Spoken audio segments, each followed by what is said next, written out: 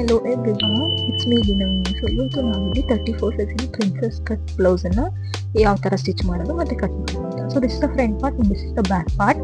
So ಏನು difference ಇರಲ್ಲ, ಸ್ವಲ್ಪ ಮೈನರ್ ಡಿಫ್ರೆನ್ಸಸ್ ಇರುತ್ತೆ ಅಷ್ಟೇ ಫ್ರಂಟಿಗೂ ಬ್ಯಾಕಿಗೂ. ಸೊ ನಾನಿಲ್ಲಿ ಇನ್ನರ್ ಪಾರ್ಟ್ ಅಂದರೆ ಲೈನಿಂಗ್ ಪಾರ್ಟನ್ನು ಸ್ಟಿಚ್ ಮಾಡಿ ಇಟ್ಕೊಂಡಿದ್ದೀನಿ ಕಟ್ಟಿಂಗ್ ಆದಮೇಲೆ. ಸೊ ನೆಕ್ಸ್ಟ್ ಅಪ್ಪರ್ ಪಾರ್ಟನ್ನು ಸ್ಟಿಚ್ ಮಾಡಿದ್ದೀನಿ. ಸೊ ಇಲ್ಲಿ ನಾನು ನೆಕ್ಕನ್ನು ನಾನಿಲ್ಲಿ ಸ್ಟಿಚ್ ಅಥವಾ ಕಟ್ ಮಾಡಿಲ್ಲ. ಸೊ ಯಾಕಂತ ಹೇಳಿದ್ರೆ ಲೈನಿಂಗ್ ಈ ಥರ ಇರುತ್ತೆ ಅಲ್ವಾ, ಅದ್ರ ಮೇಲೆ ನಾವು ಪಿನ್ಸನ್ನು ಹಾಕೋಬಿಟ್ಟು ಆಮೇಲೆ ಅದ್ರ ಮೇಲೆ ಸ್ಟಿಚ್ ಮಾಡಿದರೆ ನಮಗೆ ಕಟ್ ಮಾಡೋಕ್ಕೆ ಈಸಿ ಆಗುತ್ತೆ. ಇಲ್ಲಾಂದರೆ ಸ್ವಲ್ಪ ವೇರಿಯೇಷನ್ಸ್ ಆದ್ರೂ ಸ್ಟಿಚಿಂಗ್ ಕರೆಕ್ಟಾಗಿ ಬರೋದಿಲ್ಲ. ಸೊ ನೆಕ್ಸ್ಟ್ ನಾನು ಸ್ಟಿಚ್ ಮಾಡಿ ಅದಾದಮೇಲೆ ನೀವು ಅಪ್ಪರ್ ಪಾರ್ಟನ್ನು ಕಟ್ ಮಾಡ್ಕೊತಾ ಇದ್ದೀನಿ. ಸೊ ಆಮೇಲೆ ನೀವು ಈ ಜಂಕ್ಷನಲ್ಲಿ ಏನೇನಿರುತ್ತೆ ಅದಕ್ಕೆ ನೀವು ನಾಚ್ ಮಾಡಬೇಕಾಗುತ್ತೆ. ನಾಚ್ ಮಾಡಿಲ್ಲ ಅಂತ ಹೇಳಿದರೆ ನೀವು ತಿರುಗಿಸ್ಕೊಂಡು ಸ್ಟಿಚ್ ಮಾಡಬೇಕಾದ್ರೆ ಅದು ಸ್ವಲ್ಪ ಶ್ರಿಂಕ್ ಆದಂಗೆ ಕಾಣಿಸುತ್ತೆ. ಸೊ ಕರೆಕ್ಟಾಗಿ ಫಿಟ್ಟಿಂಗ್ಸ್ ಅಥವಾ ಕರೆಕ್ಟಾಗಿ ಸ್ಟಿಚ್ ಮಾಡೋಕ್ಕಾಗೋದಿಲ್ಲ. ಸೊ ನಾನಿಲ್ಲಿ ನಾಚ್ ಮಾಡಿಕೊಂಡು ಸೊ ಲೈನಿಂಗ್ ಪಾರ್ಟನ್ನ ಒಳಗಡೆ ಹಾಕ್ಕೊಂಡಿದ್ದೀನಿ. ಸೊ ನೆಕ್ಸ್ಟು ಕಪ್ಸ್ ಹೊಲಿಬೇಕಾದ್ರೆ ಲೈನಿಂಗ್ ಪಾರ್ಟಿನ ಎಕ್ಸಾಕ್ಟ್ ಮಿಡಲ್ಗೆ ಕಪ್ಸಿನ ಮಿಡಲ್ನ ಜಾಯಿನ್ ಮಾಡಬೇಕು. ನೀವು ಸ್ಟಿಚ್ ಮಾಡ್ಕೋಬಹುದು. ಸೊ ಸ್ಟಿಚ್ ಮಾಡಿದಾಗ ಅದು ಆಚೆ ಈಚೆ ಮೂವ್ ಆಗೋದಿಲ್ಲ. ಸೊ ನೆಕ್ಸ್ಟು ಅಪ್ಪರ್ ಪಾರ್ಟಿಗೆ ತಂದ ಮೇಲೆ ಅದ್ರ ಮೇಲೆ ತುಂಬ ತಿನ್ನಾಗಿ ಅಂದರೆ ಜಸ್ಟ್ ಪಾಯಿಂಟ್ ಆಫ್ ಜಂಕ್ಷನಿಗೆ ನಾವು ಸ್ಟಿಚ್ಚನ್ನು ಮಾಡಬೇಕಾಗತ್ತೆ. ಸೊ ನೆಕ್ಸ್ಟ್ ನಾನು ಬ್ಯಾಕ್ ಪಾರ್ಟನ್ನು ವಿ ಶೇಪಲ್ಲಿ ನಾನು ಕಟ್ ಮಾಡ್ತಾ ಇದ್ದೀನಿ. ಸೊ ನೆಕ್ಸ್ಟು ಅದಕ್ಕೆ ನಾನು ಆನ್ಲೈನಲ್ಲಿ ಥ್ರೆಡ್ಸನ್ನು ತರಿಸಿದ್ದೆ. ಸೊ ಅದನ್ನು ನಾನು ಈಗೇನು ಮಾಡ್ತಾ ಇದ್ದೀನಿ ಅಂದರೆ ಒಳಗಡೆ ಪಾರ್ಟಿಗೆ ಅಂದರೆ ಅಪ್ಪರ್ ಪಾರ್ಟ್ ಬರುತ್ತಲ್ವ ಆಚೆಗೆ ಹಾಕ್ಕೊಂಡು ಇನ್ನರ್ ಪಾರ್ಟನ್ನು ನಾನಿಲ್ಲಿ ಸ್ಟಿಚ್ ಮಾಡ್ಕೊತಾ ಇದ್ದೀನಿ. ಸೊ ಈ ಥರ ಸ್ಟಿಚ್ ಆಗಿದೆ. ಸ್ಟಿಚ್ ಆದಮೇಲೆ ನೀವು ಕಟ್ ಅಂದರೆ ನಾಚ್ ಕಟ್ ಮಾಡಬೇಕಾಗುತ್ತೆ. ಸೊ ಆವಾಗ ನಿಮಗೆ ತಿರುಗಿಸಿ ನೀವು ಸ್ಟಿಚ್ ಮಾಡಿದಾಗ ಕರೆಕ್ಟಾಗಿ ಹೊಲಿಬೋದಾಗುತ್ತೆ.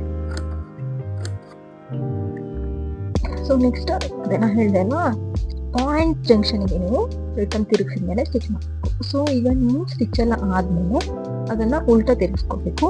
ಸೊ ಈ ಥರ ಅಪ್ಪರ್ ಪಾರ್ಟ್ ಈ ಥರ ಆಗಿರುತ್ತೆ. ಸೊ ನೆಕ್ಸ್ಟ್ ಶೋಲ್ಡರ್ನ ನೀವು ಸ್ಟಿಚ್ ಮಾಡುವಾಗ ಸೊ ಇಲ್ಲಿ ನೋಡ್ಕೊಳ್ಳಿ, ಫ್ರಂಟ್ ಪಾರ್ಟಿನ ಫ್ರಂಟಿಗೆ, ಬ್ಯಾಕ್ ಪಾರ್ಟಿನ ಬ್ಯಾಕನ್ನು ಇಟ್ಟು ಈ ಥರ ಉದ್ದ ಲೈನನ್ನು ಇಟ್ಕೊಂಡು ಸ್ಟಿಚ್ ಮಾಡಿ ಕ್ಲೋಸ್ ಮಾಡಿದಾಗ ನಿಮಗೆ ಈ ಥರ ಎಕ್ಸಾಕ್ಟ್ ಫಿನಿಶಿಂಗ್ ಬರುತ್ತೆ.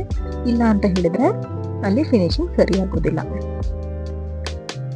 ಸೊ ನೆಕ್ಸ್ಟ್ ನಾನೇನು ಮಾಡಿದ್ದೀನಿ ಅಂದರೆ ಒಳಗಡೆಯಿಂದ ಅಂದರೆ ನನ್ನ ಸೈಡಲ್ಲಿ ಶೋಲ್ಡರ್ ಹತ್ರ ಎಲ್ಲ ಗ್ಯಾಪ್ ಕೊಟ್ಕೊಂಡಿದ್ದೆ. ಸೊ ಒಳಗಡೆಯಿಂದ ಸ್ಟಿಚ್ ಮಾಡ್ಕೊಂಡಿದ್ದೀನಿ. ಸೊ ಇಲ್ಲಿ ನಾನು ಶೋಲ್ಡರನ್ನು ಸ್ಲೀವ್ಲೆಸ್ ಕೊಟ್ಟಿರೋದ್ರಿಂದ ಸೊ ಎಕ್ಸಸ್ ಇನ್ನರ್ ಪಾರ್ಟನ್ನು ತಗೊಂಡು ಅಂದರೆ ಲೈನಿಂಗ್ ಪಾರ್ಟನ್ನು ತಗೊಂಡು ಒಂದು ಟೇಪ್ ಥರ ಕಟ್ ಮಾಡ್ಕೊಂಡಿದ್ದೀನಿ ಲೈನಿಂಗ್ ಪಾರ್ಟನ್ನು. ಅದನ್ನು ನಾನು ಸ್ಟಿಚ್ ಮಾಡ್ತಾ ಇದ್ದೀನಿ.